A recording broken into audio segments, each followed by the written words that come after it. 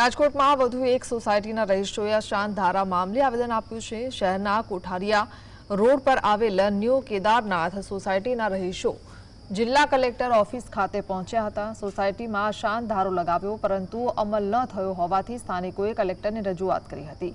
અંદાજે 150 લોકો જિલ્લા કલેક્ટર કચેરી પહોંચી કડક અમલીકરણની માંગ કરી છે।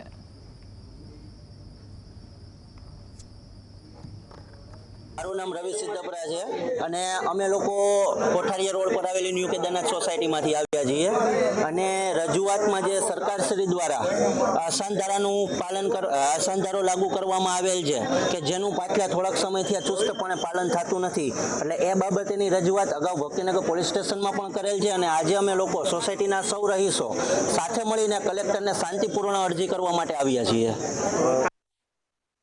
અમારી રજૂઆત એ છે કે અમે વસંતધારો લગાવેલો હોવા છતાં મકાનો વેચાય છે, જેનું પાલન સંપૂર્ણપણે નથી થતું અને બીજું અમારી સનદ લેવાની છે, મતલબ મકાનની સનદ થઈ જાય એની રજૂઆત કરવા માટે આવ્યા છીએ।